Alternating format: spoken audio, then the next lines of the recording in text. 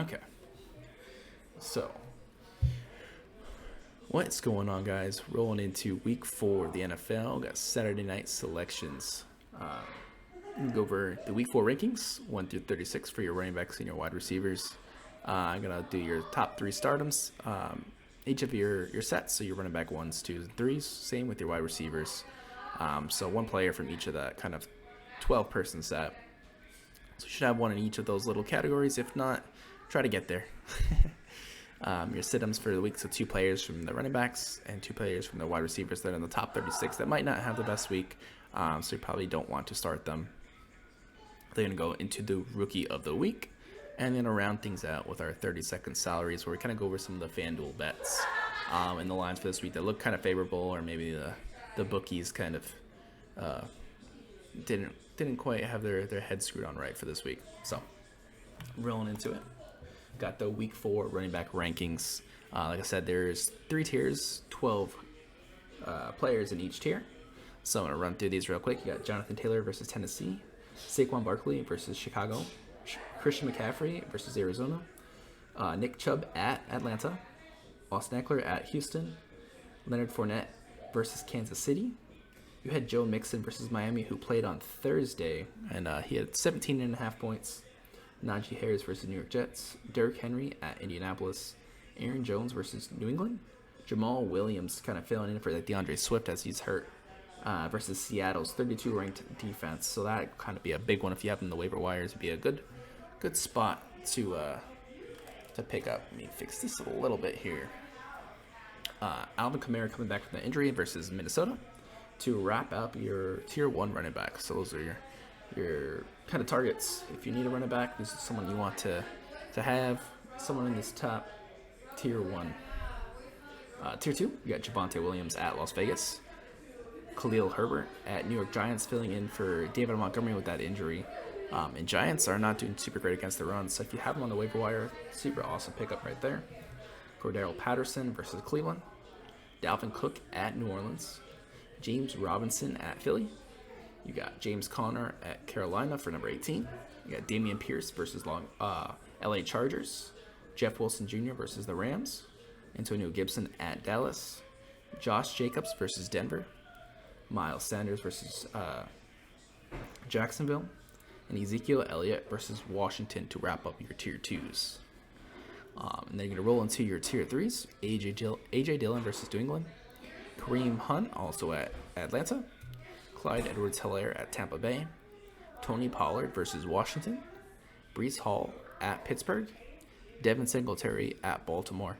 And Devin Singletary had a huge receiving week last week. He only showed he had like 7 rushing yards, but he had 9 receptions for like 60 yards and a touchdown. And Baltimore's got a very weak pass defense, so maybe he'll have a bunch of screenplays and should have a pretty high score game. Baltimore versus Bills, so might be a good kind of tier 3 start. Ramondre Stevenson at Green Bay, Rashad Penny at Detroit, Michael Carter at Pittsburgh, Damian Harris also at Green Bay, Melvin Gordon III at Las Vegas, and Cam Akers at San Fran to wrap up our tier 3 running backs. So those are all the running backs that we have in the top 36 for this week.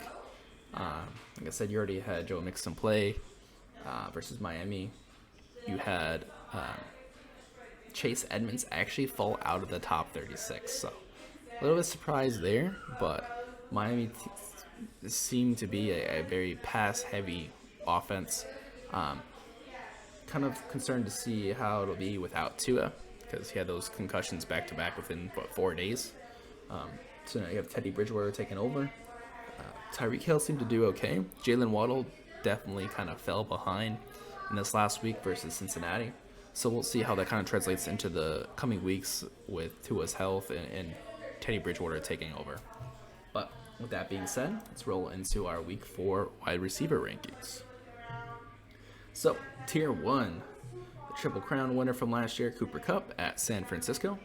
Stephon Diggs at Baltimore with one of the worst receiving defenses or pass defenses in the league. Justin Jefferson at New Orleans. Jamar Chase versus Miami, who played on Thursday, ended with only 12 points, so kind of a underwhelming week for Jamar Chase. Devontae Adams versus Denver. Tyreek Hill at Cincinnati, who played on Thursday, scored nearly 26 points, had a pretty big week, no touchdowns, but a lot of receptions, a lot of yards. A.J. Brown versus Jacksonville at 7. Jalen Waddle also played at Cincy on 8, and we just talked about him kind of only seeing, 39 yards and 2 catches, so 5.9 points. Michael Pittman Jr. versus Tennessee at 9. Deebo Samuel versus the Rams. We expect a big week out of him, especially with Jimmy G going back to quarterback. We know he doesn't like using Brandon Ayuk very much. That's kind of the Deebo Samuel and George Kittle show last year, so expect that again this year. Mike Evans versus Kansas City at 11. And you got T. Higgins versus Miami, who played on Thursday, rounding out Tier 1, scoring 25 points as well. So 25 points from him and Tyreek Hill. Both having pretty good days, but T. Higgins actually found the end zone, which is good. Tier 2, you got CeeDee Lamb versus Washington. Cortland Sutton at Las Vegas. Christian Kirk at Philly. Deontay Johnson versus the Jets. Marquise Brown at Carolina. Drake London versus Cleveland.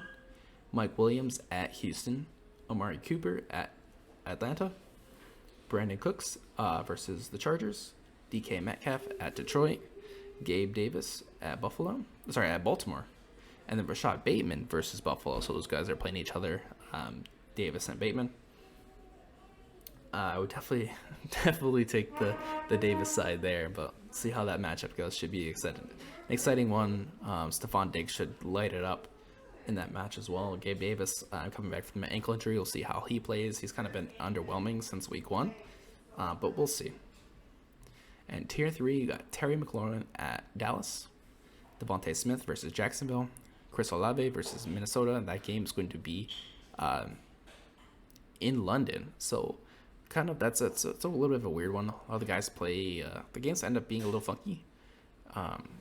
Players who kind of haven't been doing so great, just pop out of nowhere. It kind of throws a lot of people off. So it'll be interesting to see how that game goes. I think it's 6:30 in the morning tomorrow. It starts for PST. So it'll be an early one. Tyler Lockett at Detroit at 28. Got DJ Moore versus Arizona. Curtis Samuel at Dallas. Garrett Wilson at Pittsburgh. Juju Smith-Schuster at Tampa Bay. Brandon Ayuk versus the Rams at 33. Jerry Jeudy at Las Vegas. Adam Thielen at New Orleans.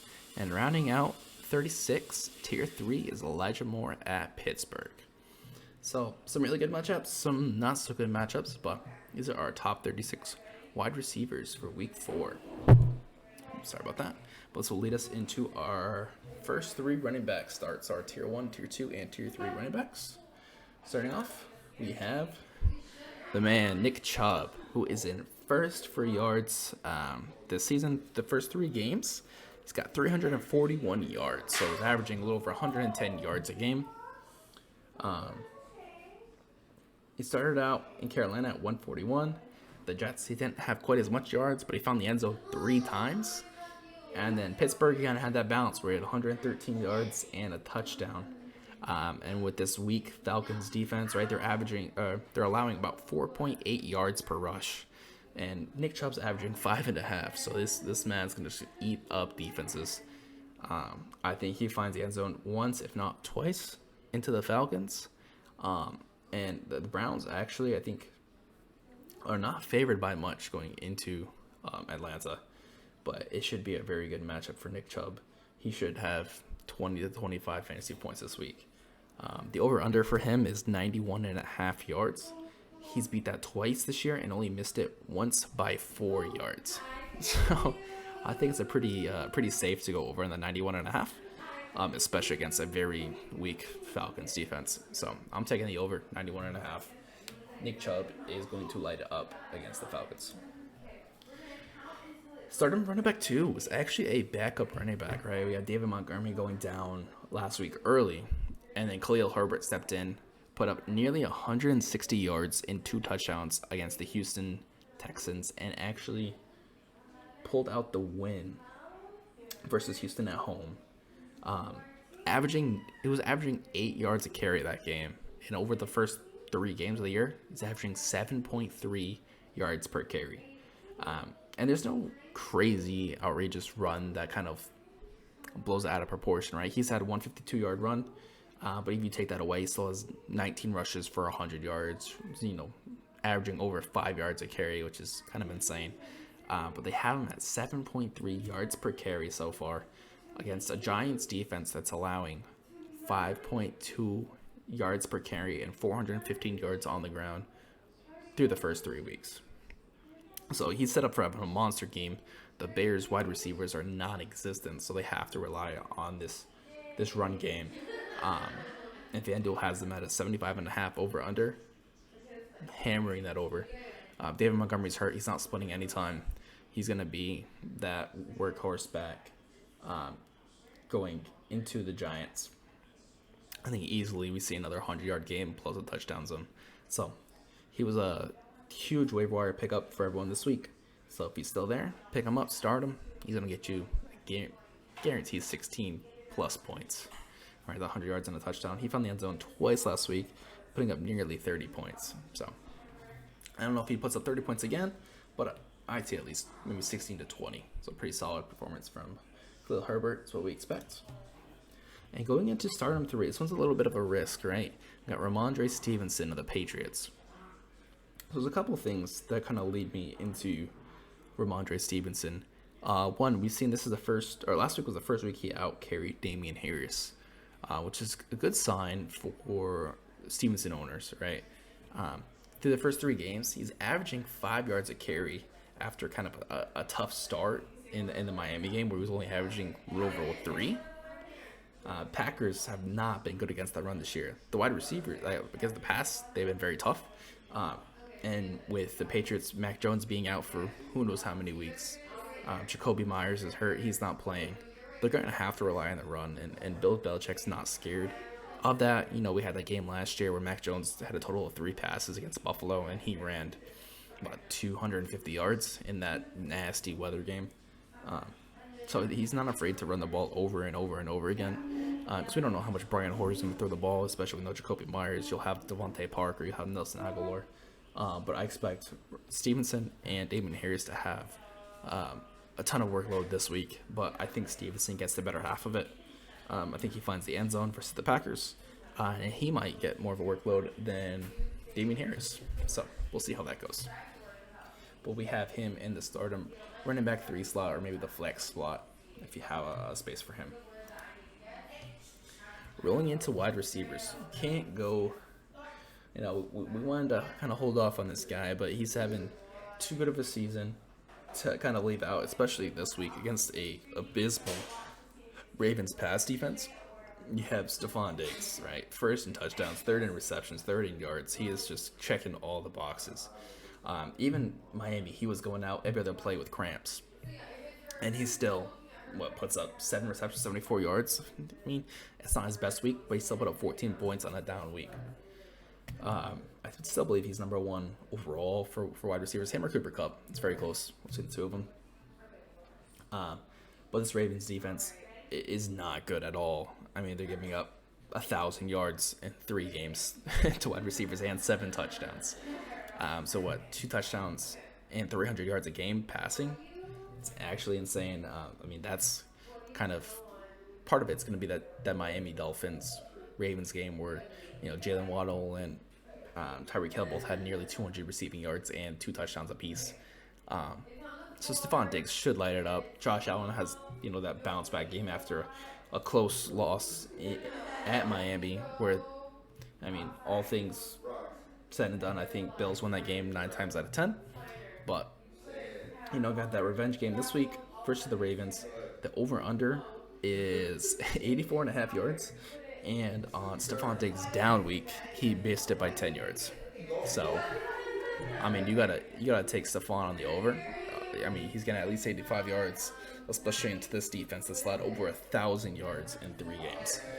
So definitely starting Stephon Diggs, starting him every week. But this week, you should expect a tier 1 wide receiver, top 5 performance, if not top 3. Wide receiver 2, DK Metcalf, and this is a wide receiver I've had on my sit in the beginning of the year, but I think he's starting to hit strides with Geno Smith. He's starting to get more targets, and it's kind of it's easy to see, right? You see in the beginning of the year against that game in Denver, 7 for 7, he did pretty well, but his average target depth is not very large, so he's got a lot of these short passes. Um, so he's going to need a lot of targets to make up for it. San Fran had a tough game. They got blown out by San Fran, and then they bounced back into Atlanta. They lose that game as well. A little bit more competitive, but he had 12 targets, right? He's starting to get that consistency he needs. I think against a Detroit Lions defense who laid up 800 yards and 5 touchdowns through 3 games. This Lions defense is not good. They've also let up 7 touchdowns on the ground, so 12 touchdowns in 3 weeks. So averaging 4 touchdowns a week. Hopefully, you have DK Metcalf having a big portion of the volume in this week, and you see him getting in the end zone. And I'm hoping you're gonna have 70 to 80 yards at least out of DK this week. So I'm taking the over 58.5, and I'm seeing DK get in the end zone this week and add to that 1 touchdown he has this season. Start on wide receiver 3, Jerry Jeudy. So this is a little bit of a weird one, right? Jerry Jeudy kind of coming back from that injury.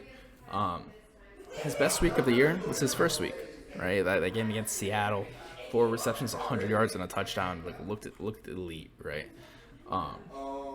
In the last 2 weeks, Houston and San Fran, short of underwhelming, very, very poor. It looked out of sync with Russell Wilson, especially in the San Fran game. He had 3 wide open routes, and Wilson just missed them.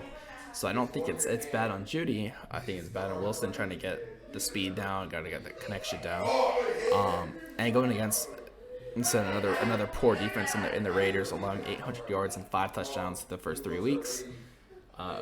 He starts to get on track with Wilson. Cortland Sutton's going to pull a lot of attention after last week. And maybe he has that bounce back week that we're looking for from week 1 and lights it up in week 4. So, going Jerry Jeudy, wide receiver 3, or that flex spot. If you have a spot for him, I'd start him. Sit-ems, running backs. 2 running backs. The first one here is going to be controversial, right? James Robinson, very, very good through the first 3 weeks of football. Jacksonville's looked pretty good. They're 2-1. But they're going into a pretty tough defense with the Eagles, right? The Eagles are not allowing many yards on the ground or in the air. With the exception of the first week with Detroit, you had DeAndre Swift pull off like a 60-yard rush. That kind of skewed the numbers a little bit. But for the most part, they've been pretty stout. The Commanders, only put up 8 points, and their first 2 points were a safety last week. So they're not allowing a lot of points this year. And I think James Robinson kind of slows down, right? He's got 4.5 yards per carry, but he's got 51 attempts, right? He's getting fed the ball a ton. And I don't think this is a game they're going to be in the lead, so I don't think the game script fits him very well. I think it's going to be a very pass-heavy game. They're going to turn the ball over quite a bit with that Eagles defense, so they're going to be playing from behind.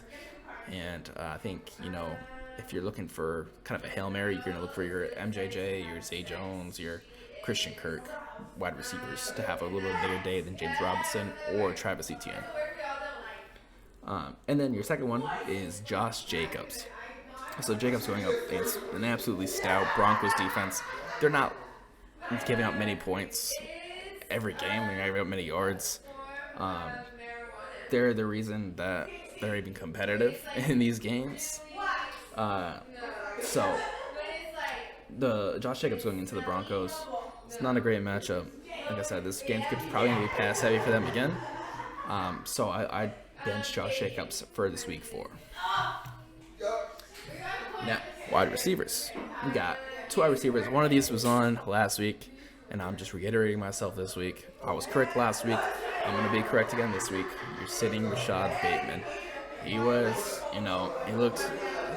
he was like a 6th, 7th round draft capital this year. You bought high on him. You thought, Lamar Jackson needs someone to throw to with Hollywood Brown going to Arizona. Rashad Bateman's not it, right? You're going to have Lamar Jackson making room with his legs. You're going to have Lamar Jackson passing to Mark Andrews. The balls aren't going to Bateman. In 3 weeks, he's got 8 receptions, 226 yards, and 2 touchdowns. 70% of his fantasy points for this year are on 2 busted plays where he got 50 and 70-yard touchdowns. That's it. I mean, he's got 2 busted plays. He's going up against. I mean, granted, the Bills' defense is hurt, 4 starters out, but they're still one of the best defenses in the league. And 1 second, dog's peeing on the ground.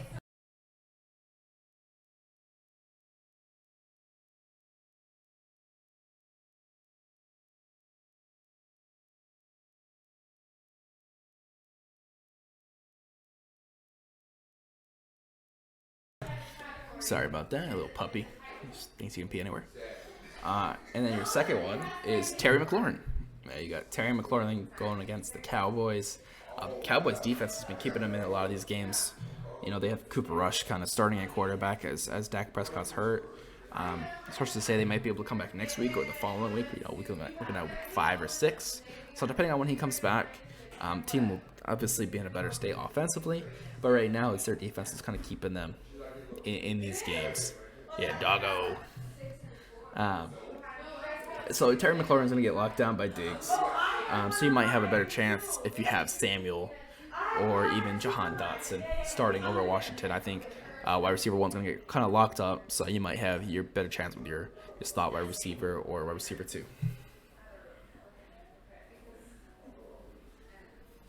Straight up there, next to the outlet. Rookie of the week, we got Breece Hall. And it's for a little bit of a different reason than you think. So, nothing kind of outrageous as far as season stats, right? This is rushing yards, 112 yards, 21 attempts. Nothing crazy, no touchdowns. But he's kind of turned into a little bit of the receiving dark horse. You can see on the left it's his rushing stats, right? Nothing crazy. Averaging, 30 to 40 yards per game. And about seven attempts. So nothing too crazy. But on the receiving side, Baltimore, he had 6 receptions. Cleveland, he had 1, but they were winning that game they were losing that game, by 3 touchdowns going into the fourth quarter.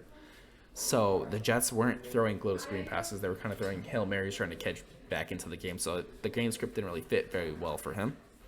And then going back to Cincinnati, 6 more receptions for 53 yards. So I think Breece Hall is kind of that Austin Eckler style running back where he's going to get all the screen passes. And each of those, especially in a PPR league, you're getting a point every time. And if he's hitting 6 to 7 of those a week, plus 50 yards, plus a touchdown, those points are going to add up very quick.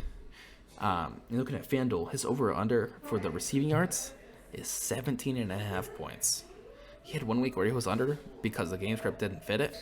But going against the Steelers, it's going to be a pretty close match back and forth.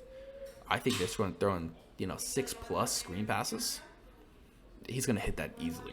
I think it's a steal, right? You're going to over every single time, hammering it. So I'm looking at Breece Hall.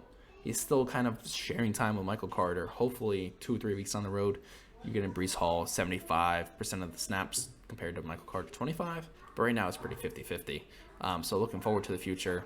I think this game is going to be a big breakout game for him, especially in that receiving aspect, but we'll see how it goes. And then wrapping up our 30-second salaries. So we got 4 teams that I think are a lock, and the spread is kind of crazy, but we'll see.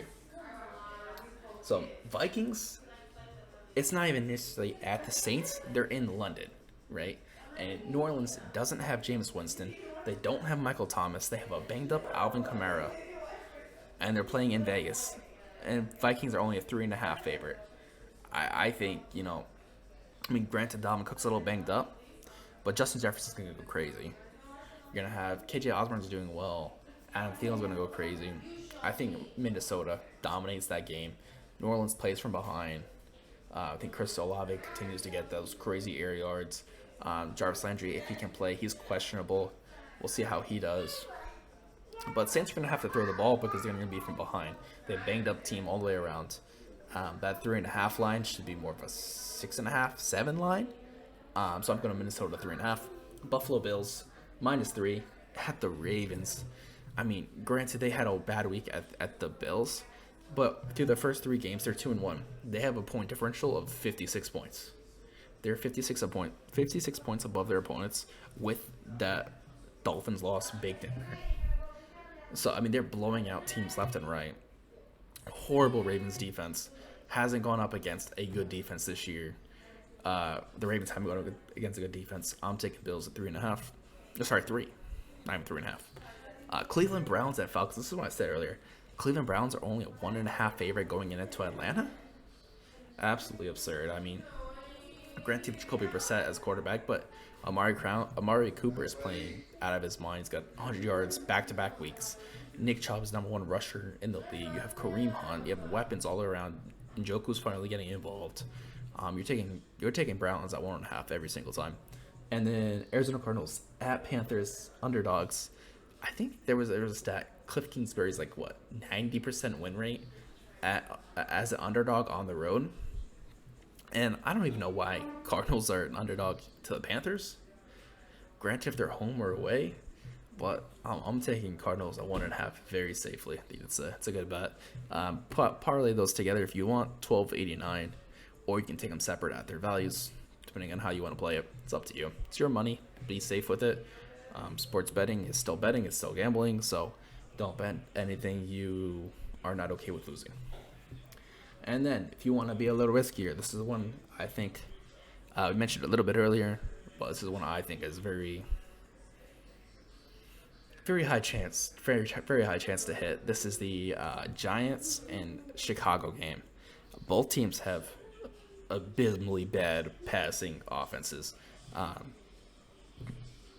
The Giants wide receiver 1, Sterling Shepard, tore his ACL on a non-contact play, the last play of the game. He's just running down the turf, tears his ACL. He's out. Justin Fields can't throw for more than 70 yards in a game. They're going to be running the ball. They're both going to run the ball back and forth. I'm taking both Saquon Barkley and Khalil Herbert to score, and I'm taking Saquon 81 yards plus, Khalil Herbert 76 yards plus. Easy. Parlay those all together. You get almost a 900 plus parlay.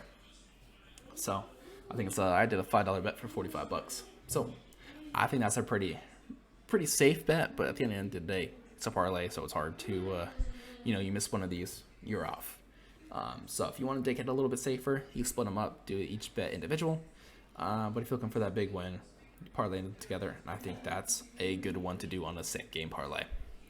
So that'll wrap us up for week 4. A little bit shorter this week, but just trying to fly through it here.